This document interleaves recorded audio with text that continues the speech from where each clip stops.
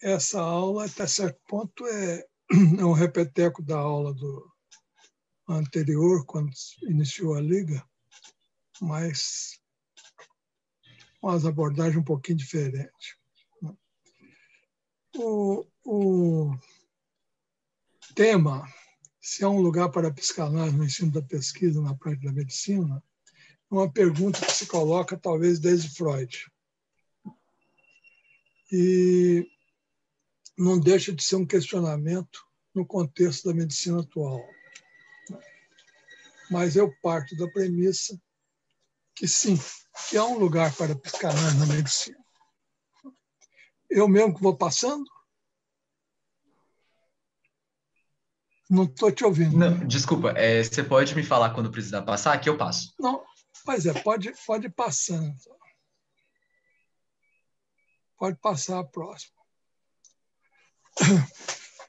Olha, o que disse Lacan sobre essa questão?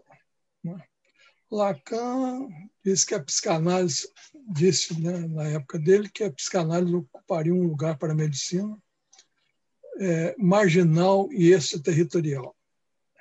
Você sabe que um pouquinho das coisas aqui estão tomando uma parte do slide. Tem jeito de melhorar isso, não? Chegar o slide para a esquerda um pouco. Então, Roberto, Ou tirar as imagens. Pior que eu acho que não, porque eu estou compartilhando a apresentação, mas eu também estou coordenando a reunião. Então, eu acho que não tem como tirar, tudo bem? Vai comer um pouquinho aqui do slide, mas eu acho que dá bem. Não, foi mal. O que é possível... uma relação marginal e extraterritorial?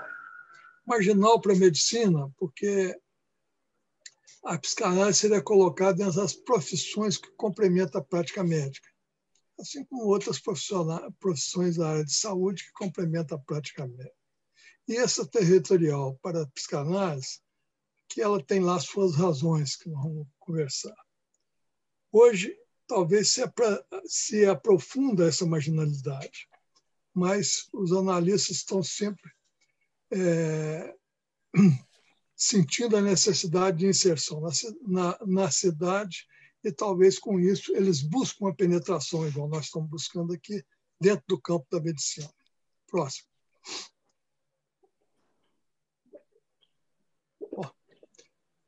Eu parto do princípio que psicanálise e medicina são dois campos antagônicos do saber. São modelos paradigmáticos bem diferentes de construção do conhecimento, né? Sendo que a medicina a gente poderia concentrar em sendo uma clínica do olhar, da objetividade do olhar, do buscar no corpo alguma alteração. E a psicanálise seria uma clínica da escuta. Se a medicina busca o soma, a psicanálise busca o sujeito.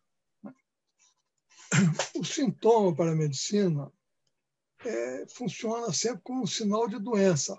Para a psicanálise, o sintoma não é um sinal de doença. O sintoma é uma solução que o sujeito constrói. Eu costumo brincar que o sintoma é como um segurador de ônibus. O que é um segurador de ônibus? Você, quando entra dentro de um ônibus, não tem lugar nenhum para sentar, e o ônibus está que balança para lá e para cá, você tem que segurar no segurador de ônibus, que a gente pode chamar de puta merda, né? E para não ir de bunda no chão. O sintoma é isso, alguma coisa para a psicanálise que te segura e te dá uma sustentação na vida. A medicina, ela se considera científica, mas no essencial é uma prática profissional. Quer dizer, a medicina se considera como uma ciência, mas no fundamental ela tem fundamento científico, mas ela é uma prática social, ela é uma prática profissional e, em grande parte, ela mantém uma dimensão artesanal. O médico sempre tem alguma coisa que se aproxima do artesão, da experiência, do trato, da condução própria, etc. Próximo. Pode passar. Bom, dando um pouquinho de visão histórica, né, A medicina ela tem um longo percurso histórico. Foucault descreve isso magnificamente no Nascimento da Clínica. E a medicina se torna científica praticamente no fim do século XIX, com a correlação anátomo-clínica.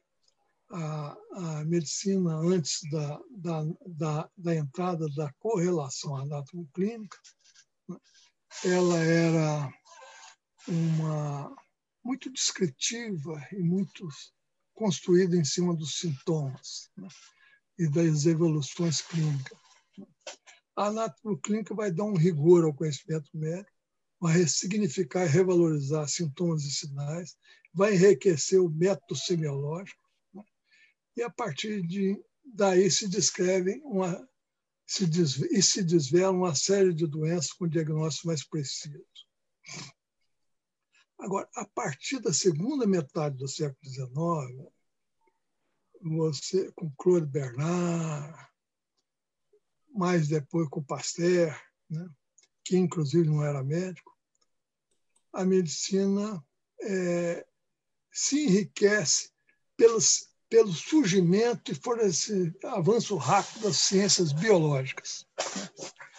Então, o paradigma anterior era anátomo-clínico, ele se enriquece com a entrada das ciências biológicas. A gente pode dizer que passa a ter uma fundamentação científica na medicina anátomo-clínica biológica. Próximo.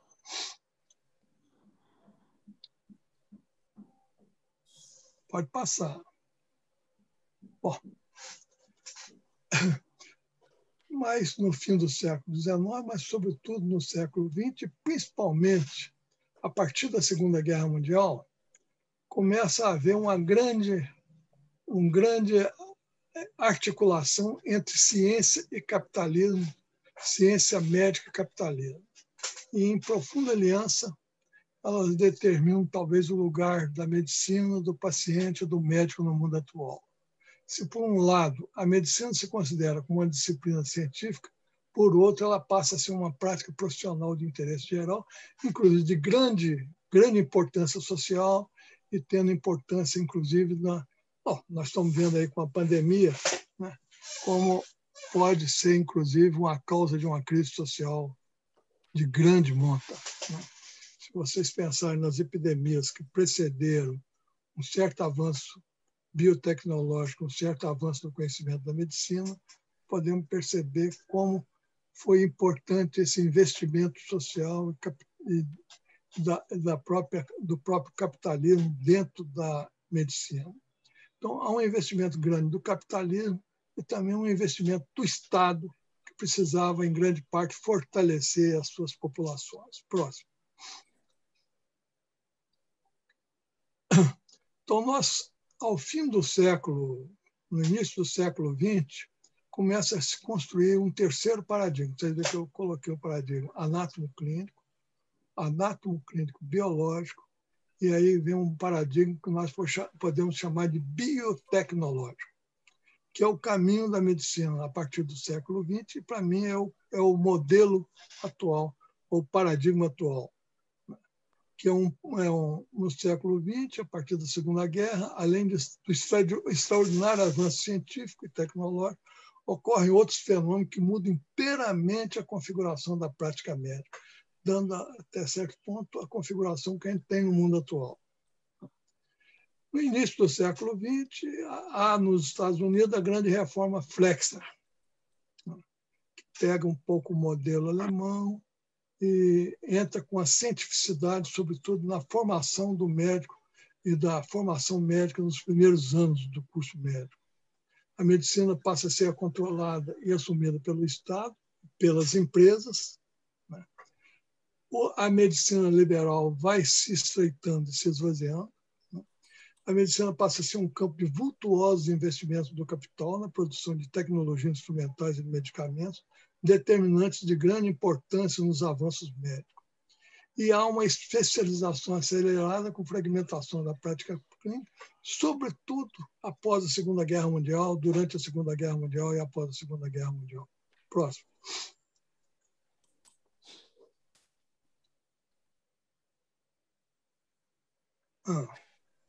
No século XX, então, muda a configuração da prática médica, sobretudo a partir da Segunda Guerra.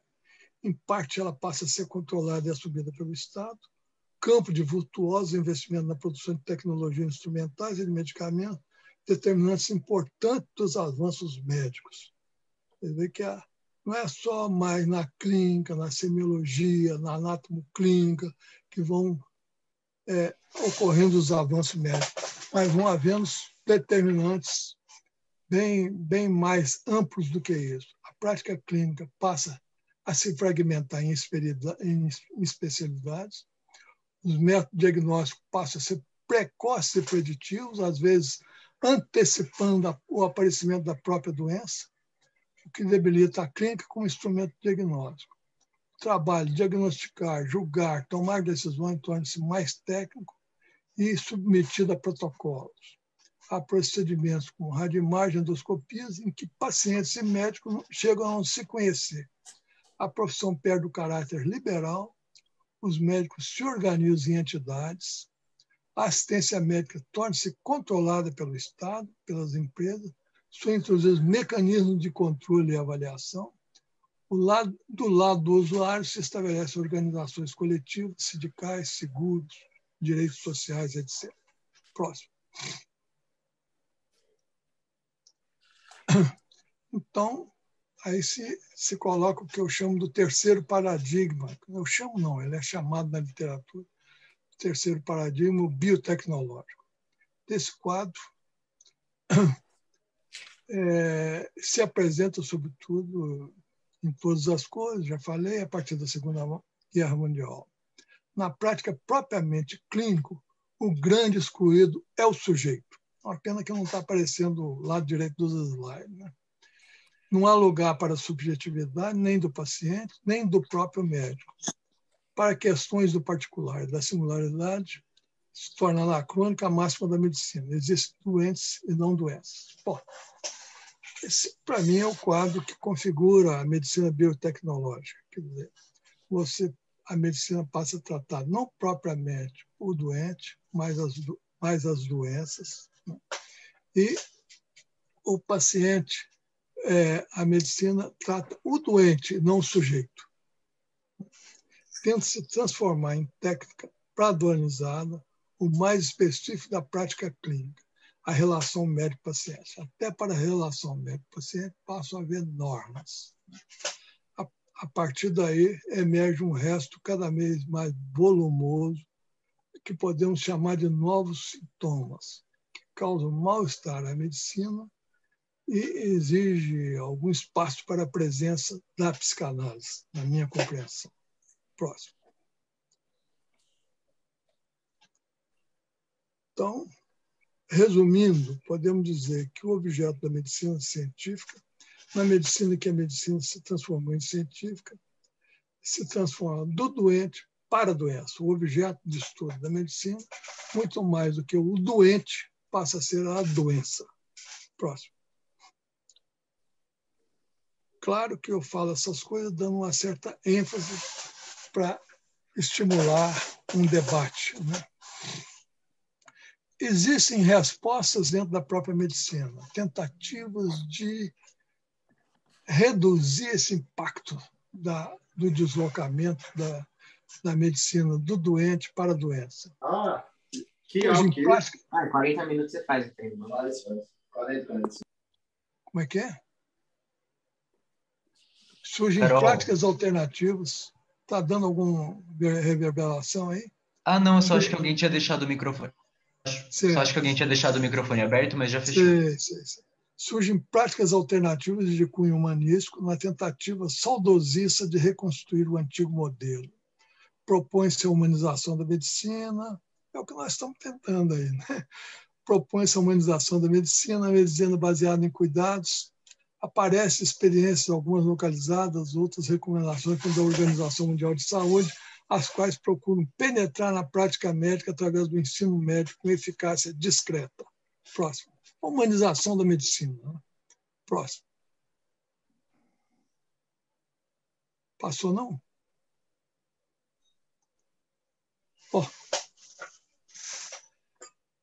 Vamos, então, entrar propriamente no nosso tema, né? Para Lacan, a medicina poderia possibilitar ao médico uma prática clínica mais fina e dar a psicanálise, né? Poderia possibilitar ao médico uma prática mais fina e dar outra direção ao tratamento das novas formas de adoecer.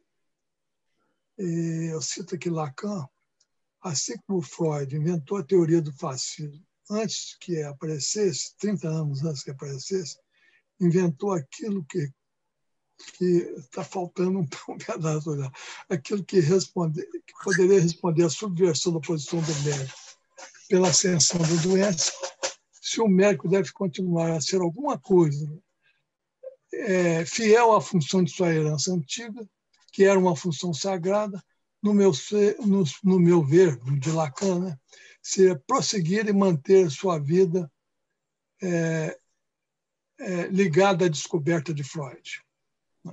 Bom, Lacan tenta cavar um lugarzinho aqui para a psicanálise na prática da medicina. Quer dizer, alguma coisa na prática da medicina biotecnológica escapa a essa relação interpessoal entre médico e paciente, entre paciente e médico. Próximo. É no modo de resposta à demanda do doente que está a chance de sobrevivência da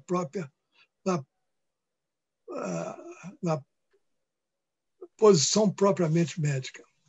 E a partir do momento em que se faz essa observação, parece que não é necessário ser psicanalista, nem mesmo médico, para saber que em que momento em que qualquer um, seja macho ou fêmea, pede-nos, demanda alguma coisa. Não é absolutamente idêntico e muitas vezes diametralmente oposto ao que ele deseja. O que o Lacan está dizendo é que a partir do momento em que a medicina se tornou biotecnológica, não precisa ser psicanalista, nem precisa ser médico, né?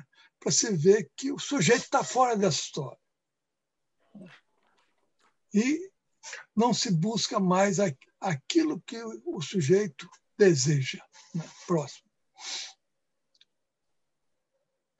Na medida em que o médico distingue a falha estrutural entre demanda e desejo, não sei se vocês estão acostumados com esse termo, o termo demanda é aquilo que o paciente demanda, né?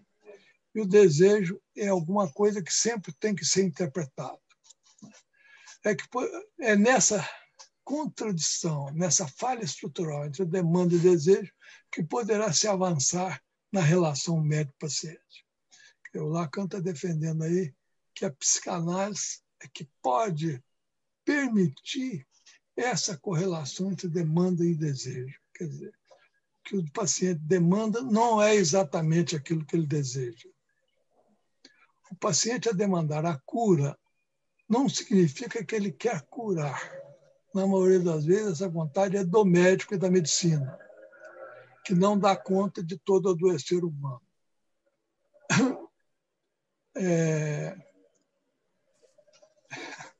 A medicina epistemicamente se interessa pela dor do soma, a dor do corpo. Quer dizer, a medicina se interessa, de fato, pela doença. Para Lacan, na relação da medicina com o corpo, há uma falha epistemossomática, da qual a medicina não pode se aperceber. O que Lacan quer dizer aí, eu vou simplificar porque eu não estou conseguindo ler o slide, é que existe alguma coisa que a medicina não capta e que existe no adoecer humano e que ele vai chamar de gozo. Próximo. Ô Roberto, o quadradinho das pessoas que estão na reunião estão atrapalhando o slide? Eles estão atrapalhando. Eu acho que a gente podia apagar isso aqui. Você consegue, sabe, em cima da aba que tem 4 iconezinhos, um com vários quadradinhos, outro só com 2, outro com 1 e um retângulozinho pequeno? Se você clicar no retângulozinho pequeno, mais à esquerda, sobe tudo. Melhorou? Já cliquei. Agora eu vou conseguir ler meus slides. Ai, que ótimo. Desculpa a demora, eu não estava entendendo muito bem o que estava acontecendo. Não. Então, esse último item aí, para Lacan, a relação da medicina com o corpo, há uma falha epistemossomática entre o saber e o corpo, né? Da qual a medicina não pode se aperceber. Um corpo é feito para gozar.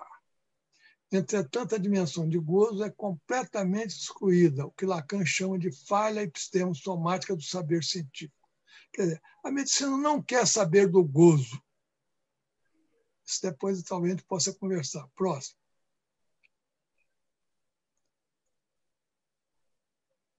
A medicina produz página e mais páginas sobre questões como não adesão ao tratamento em diversos tipos de situações clínicas, para as quais ela tem apenas respostas técnicas, protocolos, treinamentos, condicionamentos. A medicina não aborda nada de transferência, de demanda, de desejo e de gozo.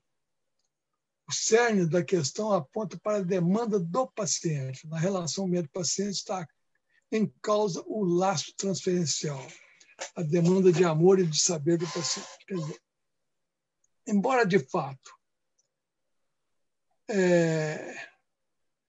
se tem como concepção que o paciente busca a cura, né, para nós da psicanálise, alguma coisa existe além disso, né, que possibilitaria ao médico uma sensibilidade acentuada se ele tivesse noções e uma fundamentação, principalmente nesses quatro palavras que eu coloco aí: transferência, demanda, desejo e gozo.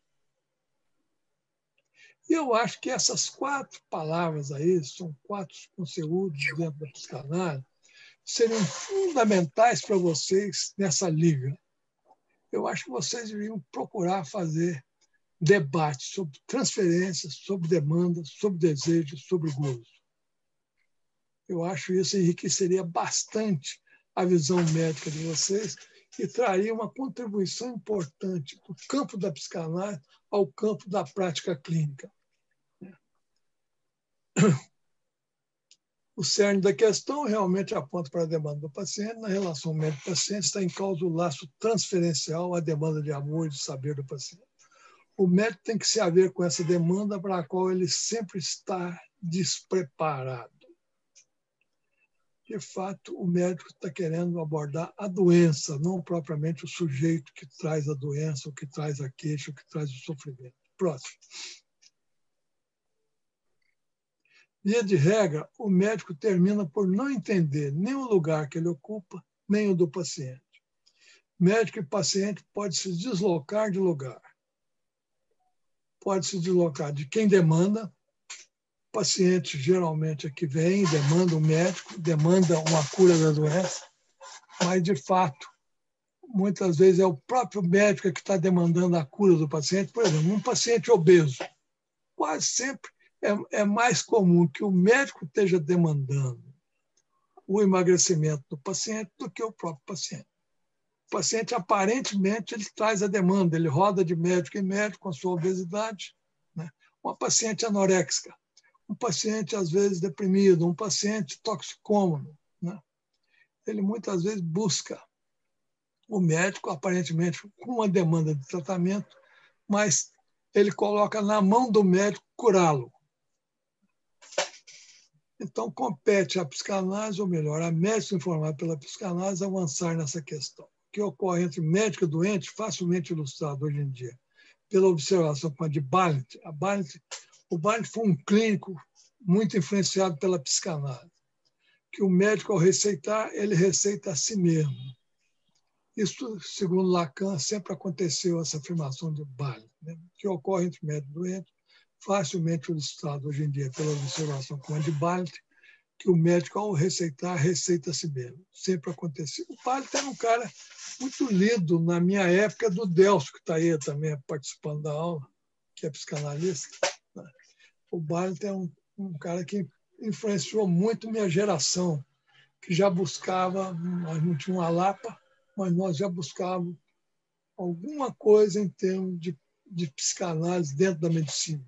Próximo.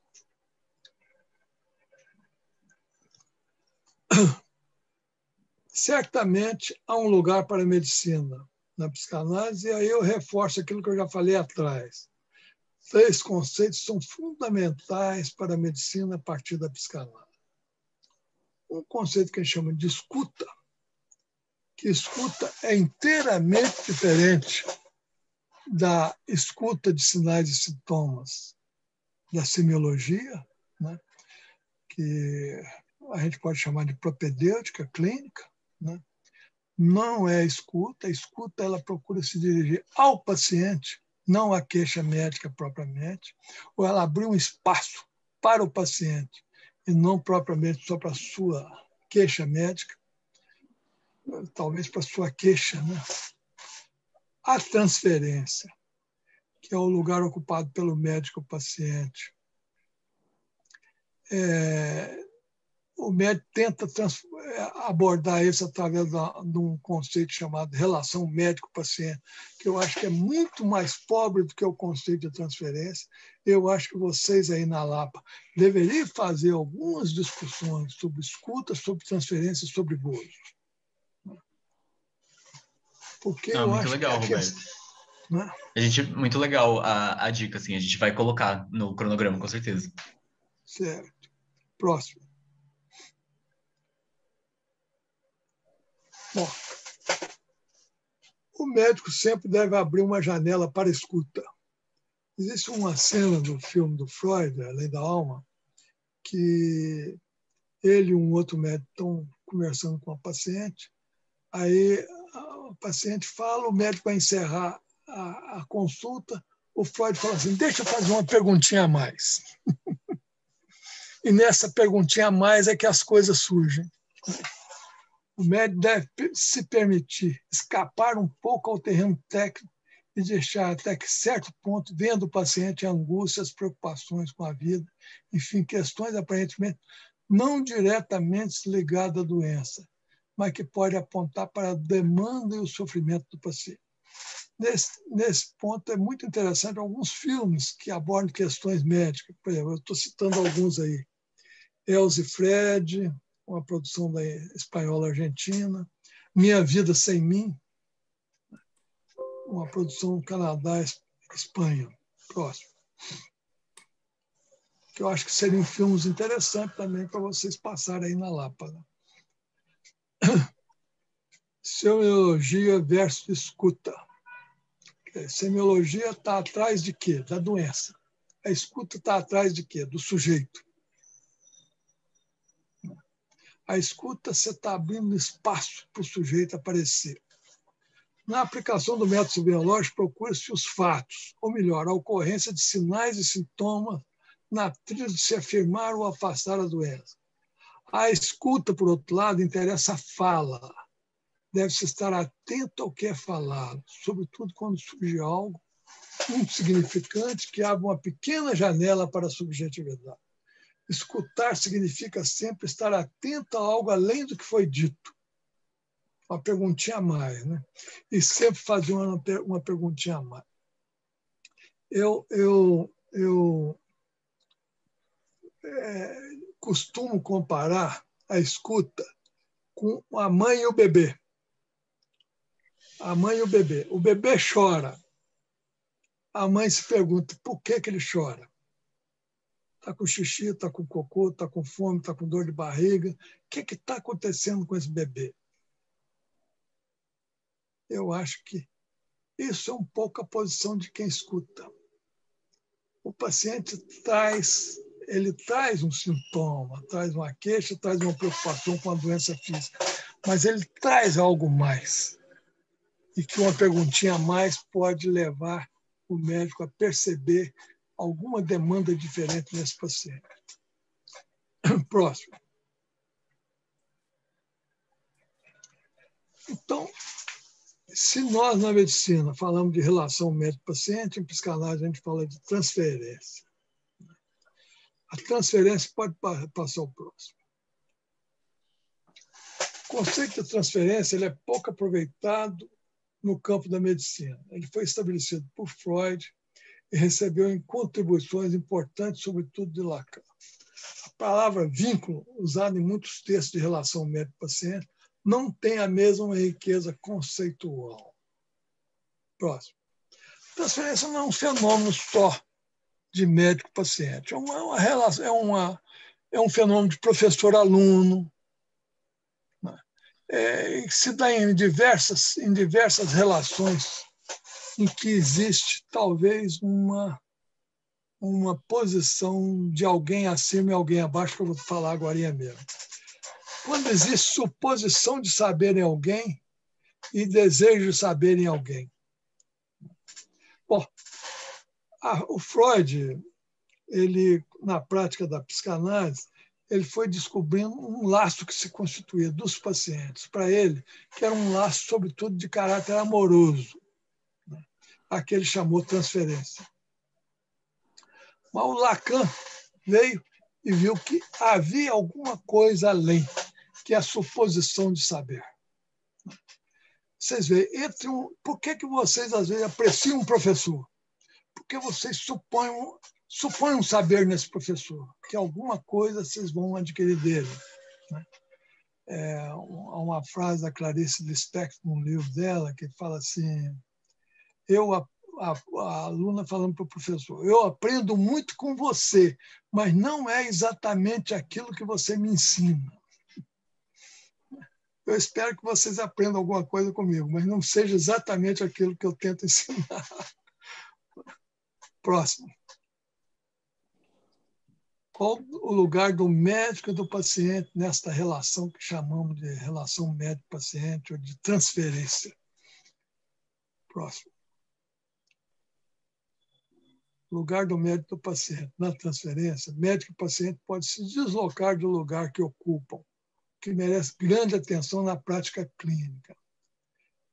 Um médico que esteja tocado pela psicanálise, ele está atento ao lugar que o paciente ocupa nessa relação, chamada médico-paciente. Assim, o profissional e o paciente não ocupam um lugar estático na transferência, alternando de posição no discurso. Próximo.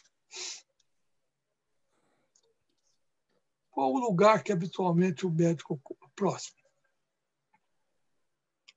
O lugar, de fato, o médico pode ocupar 4 lugares diferentes, na tentativa de esquematização que eu uso. Ocupar habitualmente o lugar do poder e, às vezes, o lugar do saber. O médico ocupa esse lugar de quem tem poder, ele pode mandar fazer uma transfusão de sangue, dar uma medicação, entrar com um tratamento preventivo, mandar tomar uma vacina, né? Ele tem um lugar de poder. E tem um lugar de saber. Esse poder está sustentado habitualmente em cima do saber, né? Mas um médico pode ocupar 2 lugares diferentes do poder e do saber. Ele pode ocupar o lugar do não saber, de quem se interroga o que está acontecendo com esse sujeito, né? Que é um lugar um pouco da escuta, né? Ou ele pode ocupar o lugar de quem demanda. Se o lugar do médico habitualmente é poder e saber, e ele pode ocupar o lugar do não saber, que é um lugar interessante para ele se deslocar de vez em quando, ele também pode ocupar esse lugar de quem demanda, que geralmente é um lugar muito complicado para o médico. É o médico demandar que o paciente cure, principalmente em cima de algumas doenças que nós chamamos de novos sintomas, por exemplo. Tratar a obesidade, tratar a anorexia, tratar a toxicomania, nesse lugar de quem demanda a cura.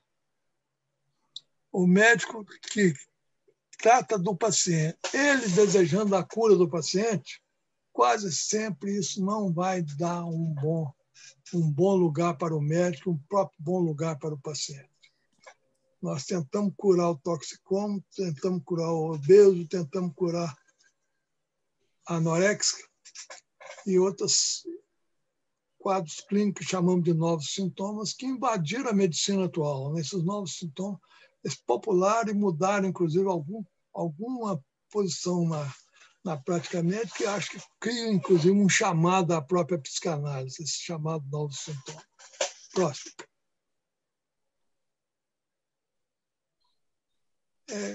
Eu já falei aí, se o médico ocupa o lugar de quem demanda, que eu acho que é um lugar complicado para o médico e não é raro que ele ocupe esse lugar. Próximo.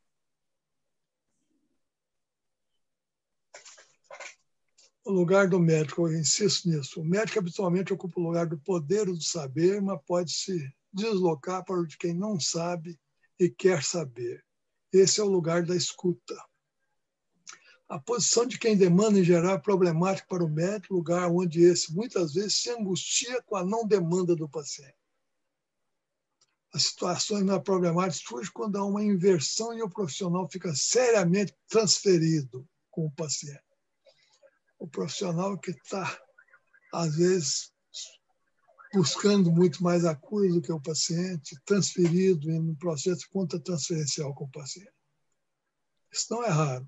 Próximo. O lugar do paciente, próximo. O paciente também, eu pus aqui, fiz um esquema de 4 lugares. Né? Pode ocupar o lugar de quem demanda, que é um lugar, quem demanda a cura, né? Pode ocupar o lugar de quem recusa. É um lugar comum nesses novos sintomas. Uma anoréxica, ela não busca o tratamento. Um obeso, falsamente, às vezes, busca um tratamento. Um fumante, às vezes, busca falsamente um tratamento. Então, vários quadros desses chamados novos sintomas, os sintomas contemporâneos, eles ocupam um lugar aparentemente de quem demanda, mas, de fato, é o lugar de quem recusa. Agora, há dois lugares que aí a abordagem de quem tem uma visão psicanalítica ajuda a perceber as coisas. Se o sujeito pode se deslocar para o lugar de sujeito ou se ele fica no lugar de objeto. Próximo. O lugar habitual do paciente, então, é de quem demanda, mas pode ser o da recusa e até o de quem sabe. Esse lugar de quem sabe é terrível. Esse paciente, que ele que sabe das coisas, a anoréxica, habitualmente, ela sabe das coisas. O Deus está aí, quer dizer, nós temos uma experiência grande lá no Uniab com esse tipo de paciente, que sabe das coisas, e ele vem ao médico só porque a família traz. E quando um paciente não demanda, e ao contrário recusa, como na clínica da anorexia e bulimia, da toxomania, da adolescência, o que fazer? Próximo.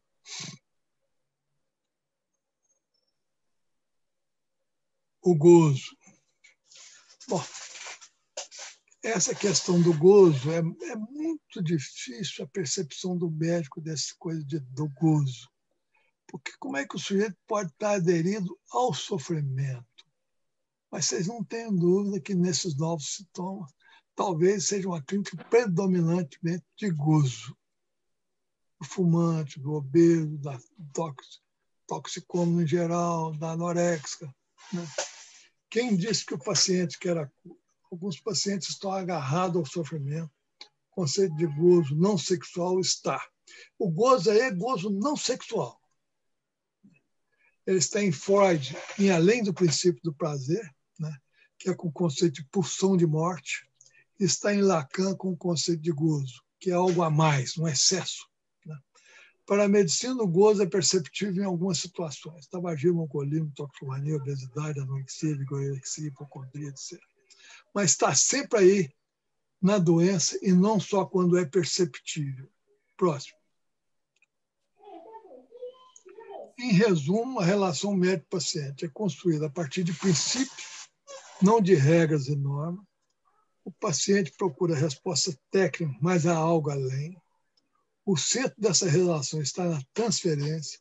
O médico deve estar sempre atento sobre o lugar que ele e o paciente estão ocupando. As demandas do paciente, além do campo técnico, devem ser escutadas, mas não diretamente atingidas. Esse item 4 aí eu acho muito bom a gente mastigar ele um pouco. As demandas do paciente, além do campo técnico, devem ser escutadas, mas não diretamente atingidas. Devem ser elaboradas com o paciente e devolvidas ao próprio sujeito. Jacques Lamelaire, que é um cara muito importante aí no campo lacaniano, ele cria uma expressão num livro aí que ele faz uma série de discussões de caso clínico, chamado médico passador. O médico passador é o médico que permite a entrada da subjetividade e permite o deslocamento do paciente, do campo propriamente médico para o campo analítico. Permite que uma anorexica, a anorexia ela não quer saber de ser escutada. Ela vai ao médico porque é uma pressão social, uma pressão familiar para ela que se trate. E mesmo às vezes a anorexia passa a dar algumas complicações clínicas que ela quer tratar. Ela não quer tratar da anorexia, mas ela quer tratar de uma certa debilidade, de desmaios, de uma certa fraqueza, de uma queda de rendimento intelectual. Então, o médico que permite ao paciente se deslocar do campo somático para o campo psíquico, nós podemos chamar de médico passador. É onde o médico pode ter, vamos dizer, ter uma posição de escuta no paciente e permitir esse paciente que ele se desloque para o campo psíquico, quer dizer, que ele permita a entrada, o paciente permita a entrada de um analista. Isso numa equipe interdisciplinar, como nós temos no NIAB, é fundamental. Muitas vezes o paciente vem no médico clínico, e o médico clínico que sabe escutá-lo e permitir a um analista que entre, porque o paciente, em princípio, ele não tem a demanda do analista. Próximo.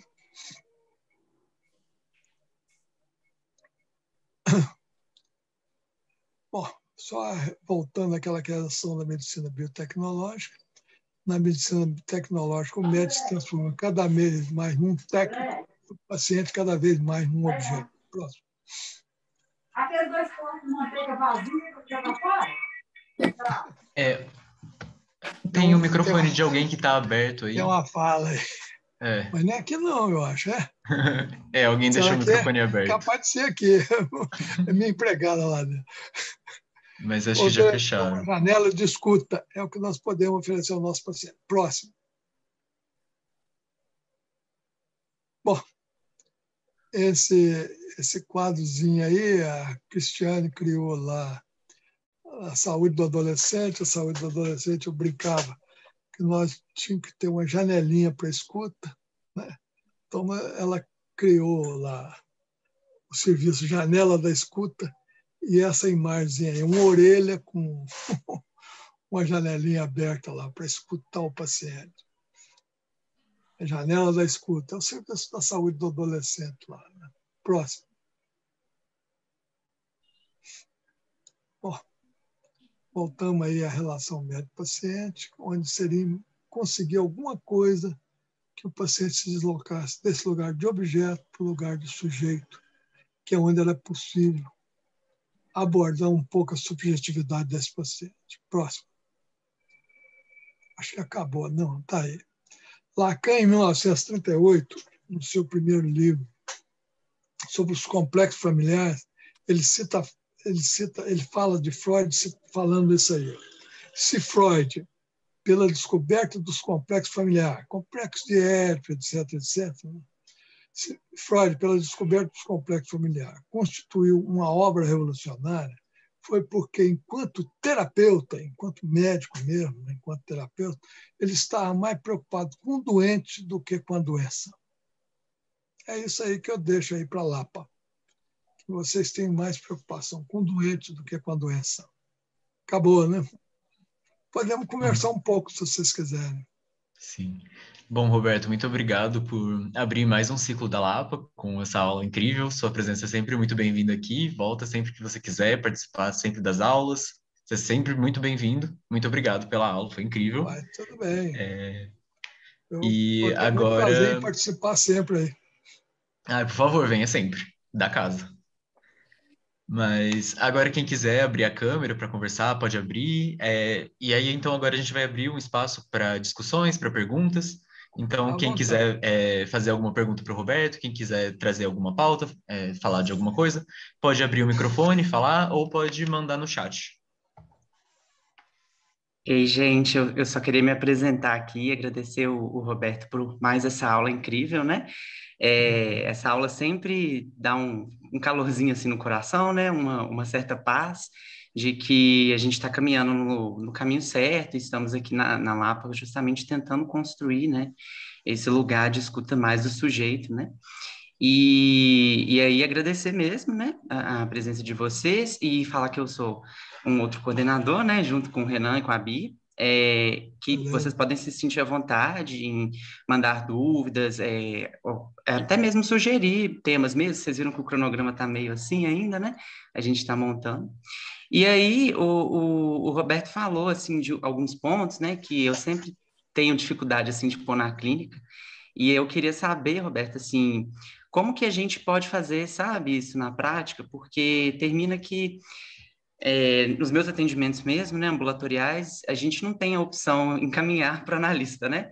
E aí acaba que eu tento fazer essa escuta, assim, mas não é a mesma coisa, né? Não dá para construir uma relação analítica dentro da consulta, né? Se você permitir que alguma coisa da subjetividade do paciente apareça, né, mesmo que não existe, os hospitais em geral têm serviço pelo menos de psicologia, né, mesmo que não seja psicanálise.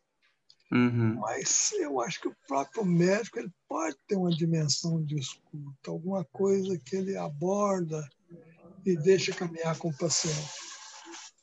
Eu sempre considero que a gente deve partir mais de perguntas do que de respostas. Nós mesmos devemos estar sempre nos perguntando. Existe um cara chamado Bachelard, que escreve sobre teoria do conhecimento, que ele diz que a grande função de quem ensina não deve ser criar respostas, mas criar perguntas. Nós devemos estar sempre criando perguntas. Essa é a grande função de quem ensina. Em vez de estarmos com respostas elaboradas. Eu não tenho respostas, muitas vezes. Tem direções. Né? Mas eu acho que nós vamos criar as respostas e vamos criar na nossa prática. Né?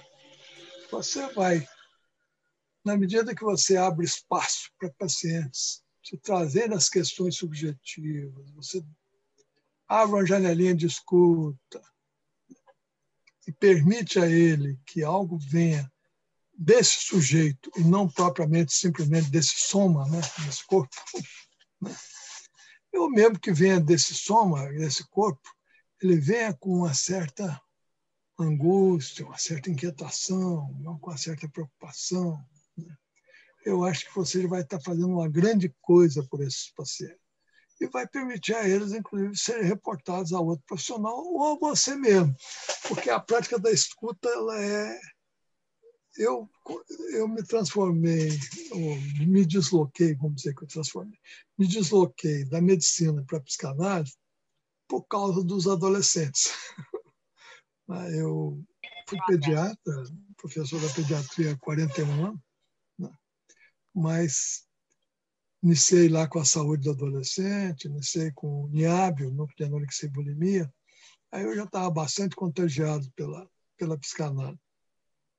Mas eu, vamos dizer assim, comecei porque, atendendo adolescentes, eu não tinha resposta para os problemas que eles me traziam. Não tinha resposta. Os problemas somáticos do adolescente, os problemas clínicos, são muito poucos. Mas eles são cheios de questões. E o médico é uma referência muito importante para o adolescente, principalmente se ele é seu cliente desde a infância, desde a pediatria. Há uma transferência, em geral, já construída pelos próprios pais e pelo paciente. Né? Então, a saúde do adolescente me fez me deslocar para a psicanálise. Né? Comecei a trabalhar predominantemente com adolescentes e que a clínica me ajudava muito pouco, porque não era a demanda deles. Hein? Não. Acho que alguém está querendo falar alguma coisa. Eu acho que era o seu microfone mesmo, Roberto. Eu mesmo. Você 2 vezes. Deixa eu falar, então, mais uma coisinha. Eu me desloquei começando a escutar os pacientes. Aí montamos, já que nós íamos estudar adolescência, constituir um serviço de adolescência, resolvemos chamar uma psicanalista para conversar sobre sexualidade conosco. E aí começamos a estudar alguns conceitos de psicanálise, transferência, escuta, etc. E, a partir daí, eu tomei gosto e me desloquei para a psicanálise. Você vê, eu formei em 65, comecei a trabalhar com adolescência no início dos anos 90, 91, né? Constituí o serviço de adolescência aí da faculdade, mesmo atender adolescência no meu consultório. E em 1991, que eu comecei a fazer minha análise, e olha que eu nasci em 1942, então eu tinha 39 anos. Não foi garoto que eu comecei a fazer análise, comecei a fazer minha análise, né? E a partir daí tomei gosto pela análise, pela psicanálise. Montamos um grupo de estudo, começamos a estudar nós mesmos, fazer análise, daí a pouco comecei a escutar uns pacientes como médico de adolescente, né? Não, sem nenhum interesse em ser analista deles, pelo contrário, sendo mais esse médico passador que encaminha eles para o analista. Mas comecei a fazer curso de psicanálise, frequentar o Círculo Psicanalítico de Minas Gerais, depois frequentar a Escola Brasileira de Psicanálise e fui embora, né? Mas a partir de 91, basicamente. Em 2003, 2004, né, já tem um bom tempo agora, né? Em 2004, eu fechei meu consultório de clínica e passei a fazer um consultório de psicanálise. Em 2004, eu estava com quantos anos de formado? Eu sou um psicanalista velho, tanto que eu não tenho muito. Não quero disputar com essa turma nova a teoria da psicanálise. Eu quero saber psicanálise para o meu gasto, para o gasto dos meus pacientes. E acho que isso os médicos podem adquirir bastante. Tenho certeza que os médicos podem adquirir bastante. E, olha, eu convivi com médicos também durante a escola de medicina, durante o curso médico, que me influenciaram bastante. Um deles foi Célio de Castro, não sei se vocês já ouviram falar do Célio de Castro, foi prefeito de Belo Horizonte. Era um excepcional clínico. Eu trabalhei com ele no pronto-socorro e trabalhei depois, até na política, né? Mas o Célio de Castro era um médico que tinha uma sensibilidade, tinha um nível de escuta. E a gente certamente tinha feito análise há muitos anos, né? Mas tinha uma escuta excepcional como clínico, né? E me influenciou muito. Um outro aí dentro da Faculdade de Medicina é o Dário Bittencourt, que era um excelente clínico, professor da clínica médica, né? E tinha uma escuta enorme. E por aí afora, o Luiz Otávio Savassi, ele não é psicanalista, nem acho que é muito tocado por isso, mas é um cara que sempre falou assim, que a dúvida é o travesseiro do médico, né? O Luiz Otávio Savassi é irmão do Savassi, cirurgião. Luiz Otávio Savassi, vocês falaram aí nos meus títulos, que o professor emérito, eu e o Savassi ganhamos o título de professor emérito juntos, né? Com muita honra para mim, estar junto com o Savassi. Ô Roberto, a Adriana fez uma pergunta aqui. Eu não sei se eu entendi muito bem. Qualquer coisa você pode abrir o microfone e falar um Eu pouco também mais. não vou entender, é até bom. A pergunta dela foi, professor Roberto, sobre o desejo do analista, o que podemos esperar sobre esse conceito? Pô, esse é um conceito que não é fácil. O conceito do analista, a forma mais simplificada que eu posso dizer é que ocorra uma análise, que aconteça uma análise. Esse é o conceito fundamental do desejo do analista. Mas é o desejo que a subjetividade venha à tona, né? O desejo do analista não é o desejo da cura, é o desejo que a análise ocorra, é o desejo que o sujeito busque o próprio desejo dele, né? Não sei se estou simplificando, né? Mas é um conceito que não é fácil, não. Tem aqui, ó, o sinal está aqui pertinho de mim, ó. Seminário 6 é o desejo e sua interpretação. Olha o grossão que ele é. Mas o desejo, ele não é exposto. O que é exposto é a demanda. O desejo, ele sempre está por trás. Ele sempre tem que ser interpretado. E, evidentemente, aí tem um conceito que é o de pulsão, que tem muito a ver com o desejo. Mas não é um conceito fácil. Acho que é até um bom tema para se discutir aí na Liga. O que é o desejo? O que é o desejo do médico que é tocado pela psicanálise? Né? Talvez seja bom por aí. Obrigada, viu, professor? Obrigado de vocês, que eu acho muito gostoso para mim ter essa relação com vocês aí.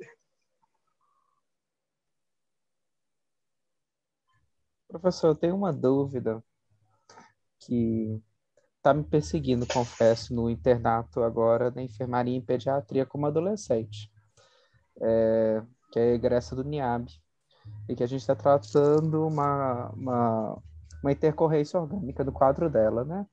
Mas a gente chegou num momento em que ela estava progredindo clinicamente de uma forma bem interessante, a gente estava conseguindo ter um vínculo, não vou dizer uma transferência, mas enquanto equipe assistencial, um vínculo também sendo construído de uma forma bem interessante e com uma consolidez importante para a continuidade, né, para o segmento do acompanhamento dela.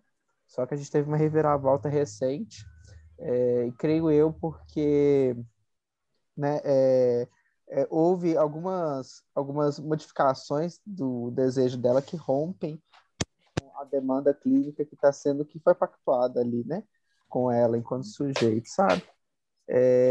E eu fico muito angustiado aqui, enquanto profissional de saúde que faz parte da equipe de assistência, fico muito angustiado porque a janela da escuta é uma prática, eu e alguns outros profissionais da equipe buscada, mas ao mesmo tempo a gente está vendo ela progredindo de uma forma em que o quadro clínico está piorando muito.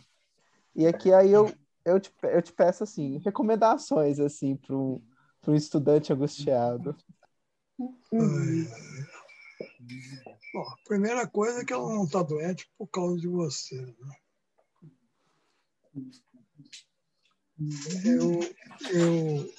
Você sabe que eu praticamente fui um dos iniciadores do NIAB. Né?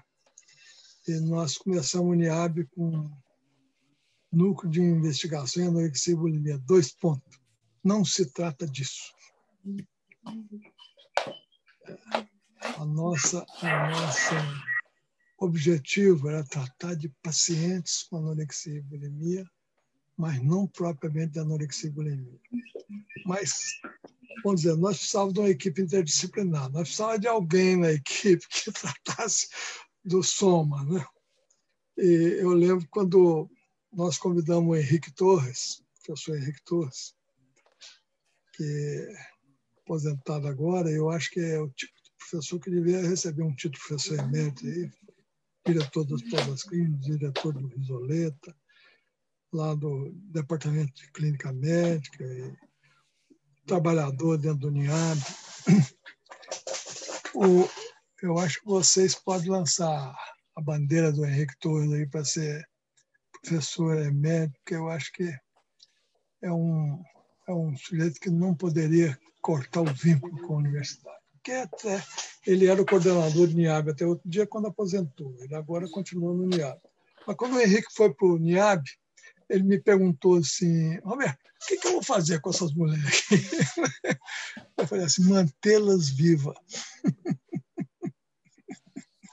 Sua grande função como clínico é mantê-las vivas e permitir que alguma coisa venha no nível do tratamento. Eu acho que a grande função do clínico com uma paciente com anoréxica é mantê-la viva. E permitir que uma análise entre, etc. Porque se você tentar curá-la através da de curá-la da anorexia, você pode estar certo que você não vai curá-la da anorexia. Como médico, não. E mesmo como analista, você vai permitir que ela trabalhe as questões dela. Não se trata disso, porque ela desenvolveu essa anorexia com um sintoma, como o segurador de ônibus, que eu citei para vocês aí. O que é o segurador de ônibus? Você entrou dentro do ônibus, não tem lugar para sentar, o ônibus balança para lá e para cá, o que é que você tem que fazer? Né? Então, você pode estar certo que o sintoma é fundamental para o sujeito, ele se sustenta em cima do sintoma. Então, não é... A medicina está equivocada quando ela acha que vai tirar o sintoma do sujeito. Você tem que trabalhar o sujeito, não o sintoma. Agora, tem que manter vivo, né? Tem que dar uma assistência médica mínima, né? E permitir que esse paciente saia dessa condição de gozo. Porque a condição de gozo, se eu não tenho a dúvida, ela está impulsionada pela pulsão de morte. Que não é morte de uma forma evidente, mas há alguma coisa aí de um gozo, é um gozo não sexual, é um gozo com sofrimento. O sujeito está preso naquele gozo.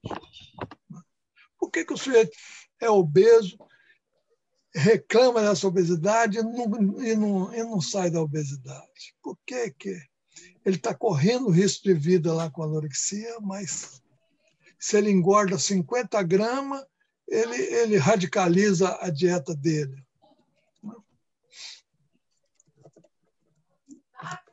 É um trabalho duro, um trabalho para o clínico também, um trabalho de longo prazo, um trabalho de habilidade, em que constituir a transferência não é fácil, deixar que a transferência se constitua não é fácil das anoréxicas.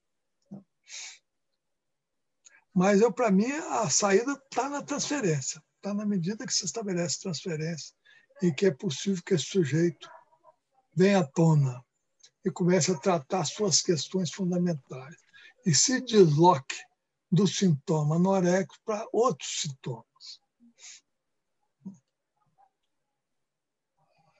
Ô Roberto, o Samuel quer fazer uma pergunta? Pois não.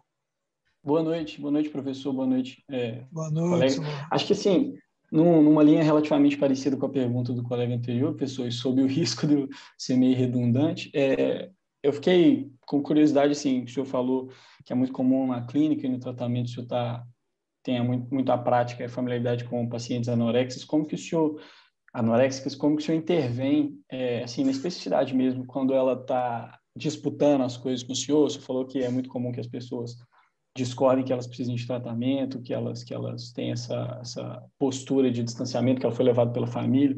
Como que no consultório, assim, na conversa, o que o senhor diz diante disso? Assim? Como faz deslocar, né, desse sintoma médico, né, para o sintoma analítico? Conversando com ela sobre a vida dela, pondo ela para falar, conversando com ela sobre a vida dela, né? Pondo ela para falar que no início elas são de um mutismo enorme, mas se interessando por elas, né? Eu lembro da primeira anoréxica que eu atendi, uma menina de 15 anos, magra. Mas ela veio falando da anorexia dela, da anorexia, de não comer, da briga dela com a comida, da briga dela com a mãe dela, etc. E eu comecei a fazer perguntas que não tinham nada a ver com isso. Né? Como é que nasceu, como estava a relação dos pais dela, como é que ela estava vivendo na escola, com as colegas, etc. Conversar com ela. E ela começou a falar. Eu pontuei para ela no final da primeira consulta: olha, eu vejo que você tem esse problema aí que eu estou te trazendo aqui, mas eu vejo que você tem outras questões que talvez tenham importância. Na relação com sua irmã, na relação com sua mãe, na relação com seus pais separados. Né? Quem sabe se a gente aproveita que estou te trazendo aqui por causa desse negócio da sua anorexia, a gente conversa um pouco sobre essas coisas. Está entendendo? E foi por aí que começou, foi a primeira paciente. É o caso AJ, que tem, eu inclusive publiquei ele numa revista aí. Apresentei ele numa sessão de psicanálise, minha primeira estreia na psicanálise também. Eu fico muito com a curiosidade, assim, porque eu tenho muita dificuldade de imaginar uma intervenção que seja... A gente vai criar. Você vai se arranjar. Se você estiver interessado na subjetividade do paciente, dá espaço para ele, você vai terminar achando espaço. Às vezes fica um mutismo, um tempão no anorexia, um mutismo enorme. Mas se o Delcio estivesse por aí, ele podia ajudar a responder essa questão. Ele saiu ou está aí ainda? Delcio? Deve ter saído.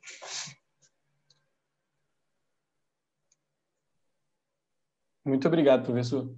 Tá ok, oi.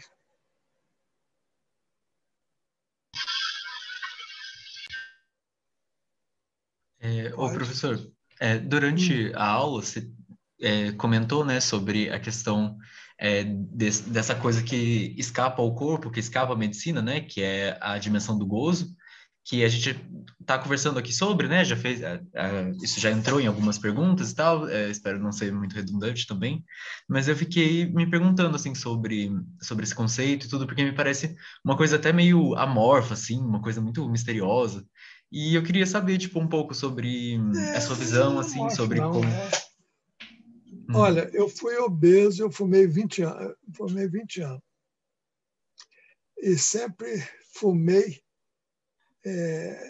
preocupado, isso me trazer consequências, câncer de pulmão, isso, aquilo. Eu, como médico, fumei 20 anos. E fumava 2 maços por dia. Mas não largava o cigarro de jeito nenhum. O que é que me prendia nesse cigarro? Você vê que é uma mescla de sofrimento com prazer, né? O gozo não é só prazer. O gozo, ele tem sofrimento no meio. O obeso sofre de estar obeso, mas ele vai ao médico tratar a obesidade, só que não trata nunca. O alcoólatra, às vezes, ele sofre de ser alcoólatra. Vai ao médico para tratar o alcoolismo dele, mas não trata nunca. Né? Aliás, eu tive um parente que ele era fumante e era cliente do Célio de Castro. E toda vez que ele ia no consultório do Célio, ele reclamava que não parava de fumar, que o Célio podia ajudar ele para parar de fumar. Peré. Eu sei que ele me contou isso, né? Não foi o Célio, ele que me contou.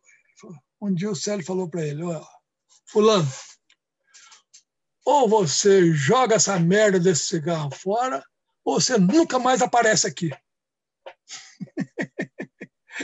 O Célio, ele disse que saiu do consultório do Célio com um maço de cigarro na mão, jogou fora e nunca mais fumou.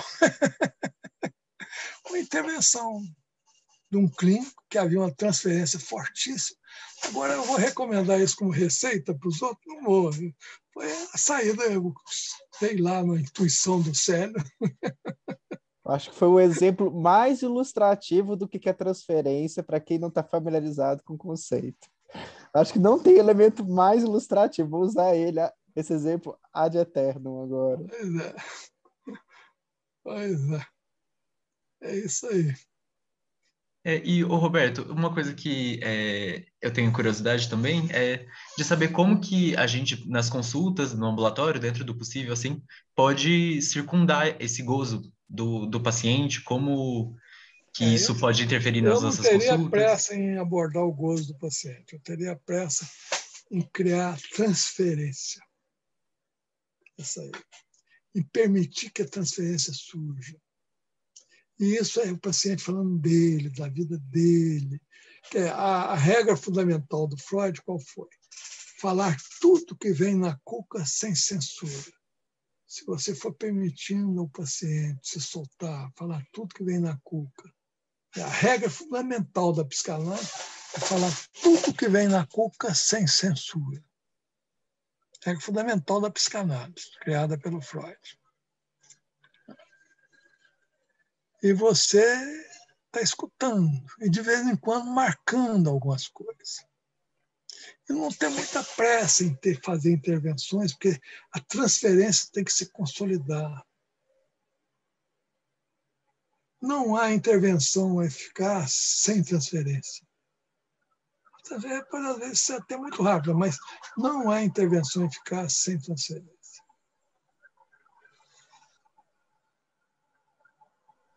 Isso fica muito claro, assim, né? Por isso que eu Quando a acho gente que vai... vocês têm que trabalhar esses conceitos fundamentais da psicanálise, ao invés de ficar estudando aí umas teorias. Tem uns psicanalistas também que são muito chatos, nós somos muito chatos.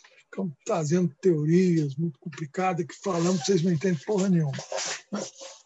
Trazer coisas mais próximas da clínica, trazer pessoas mais, às vezes, mais próximas de vocês, né? Querendo criar mais dúvidas em vocês do que propriamente elaborações teóricas de grande profundidade. Os conceitos básicos Ou seja, né, Roberto, assim, te trazer umas 3 vezes, 4. eu acho que tem tanta gente. O Delcio estava aí agora mesmo, eu acho um cara ótimo. Tem vários, a Cristiane, né? São pessoas que vieram de uma prática médica que se aproximam mais de vocês, né? Tem uma sintonia com vocês. Agora você pega às vezes, claro que se vocês fossem um grupo de estudantes de psicologia, que estudaram uma fundo teórico de psicologia, se eu falar umas coisas desse tipo, falar, pô, esse cara é muito, muito rasteiro. Não é o que eles estão querendo, né? Nós estamos falando com médicos que querem desenvolver a escuta, entender de conceitos básicos, de transferência, de escuta. Pois é, as indicações são sempre bem-vindas. Se quiser mandar para a gente, pode mandar à vontade, que vai valer a pena. Gente, alguém mais tem alguma pergunta? A gente prosseguir? Eu tenho uma pergunta. Ei, professor, boa noite. Boa noite a todos. Eu Natália, queria... cadê a sua carinha, Natália? Ixi, espera aí, deixa eu ligar aqui a câmera, então. Pronto. Beleza. Então, eu queria saber, partindo dessa transferência já feita, né, com o paciente, como que o senhor via na prática, né, da evolução clínica dele, os benefícios, vamos colocar assim, dessa abertura dessa janela que o senhor colocou?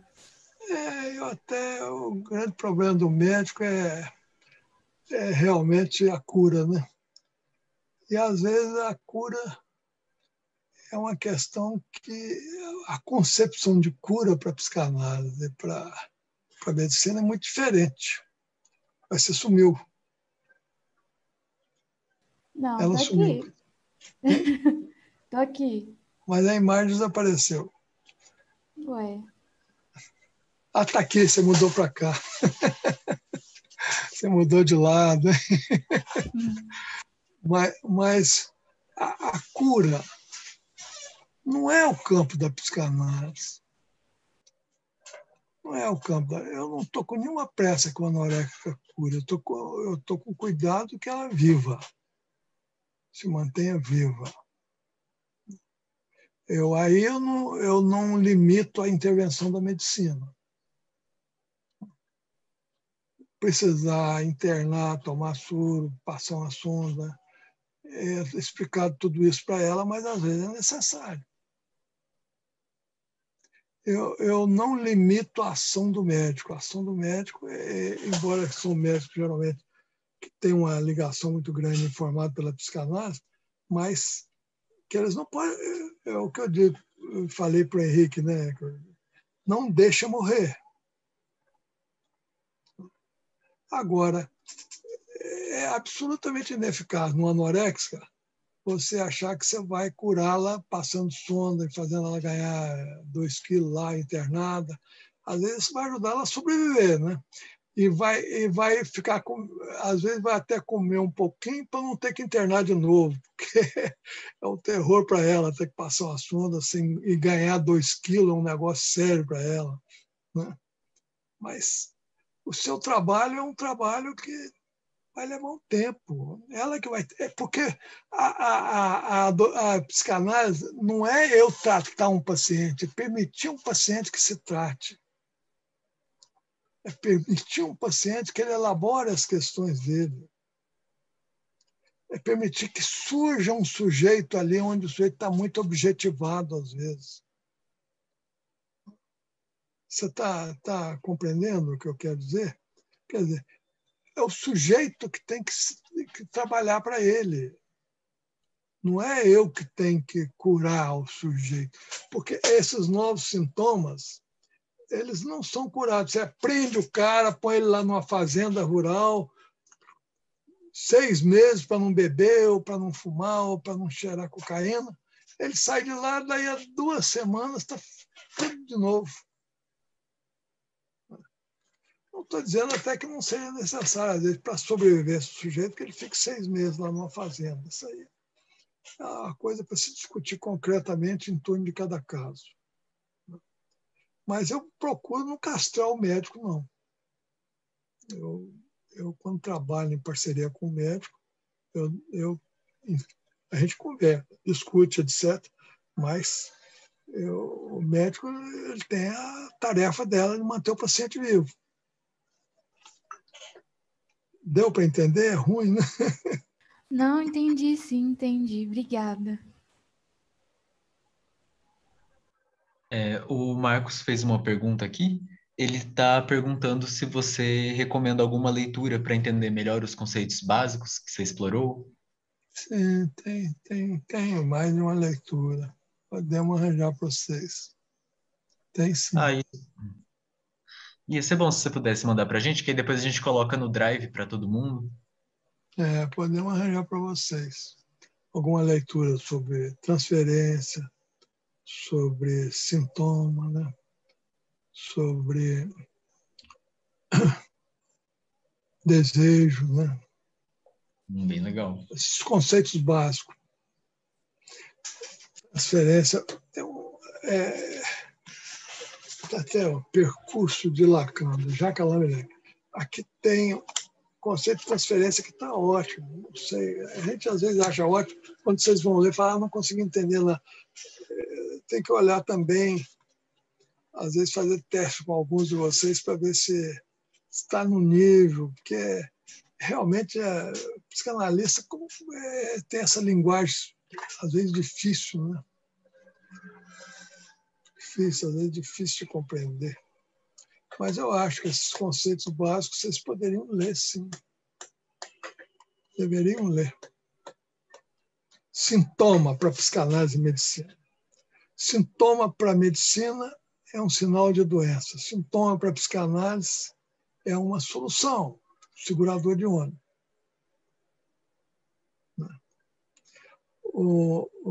Agora, o sintoma é alguma coisa que é constituída em análise. O sintoma, quer dizer, o paciente vem à análise com queixas.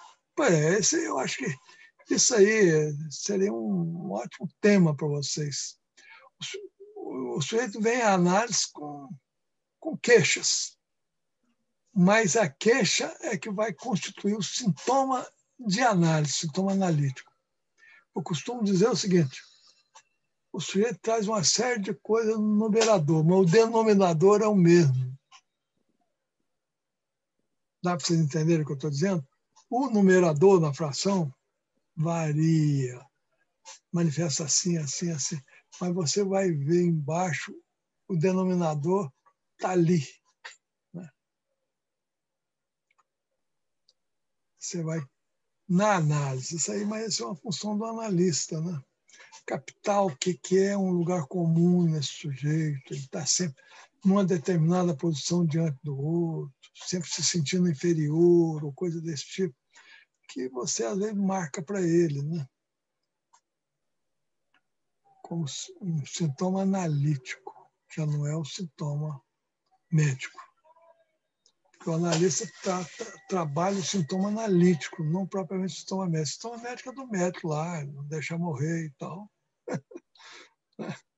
Mas, às vezes, os dois sintomas se misturam. Mas, por exemplo, no NIAB, anorexia, eu não trato, nem converso, às vezes, sobre anorexia. Nem converso, às vezes, sobre anorexia. Esse é o problema do Henricão lá. Ele que se vire com as anorexia.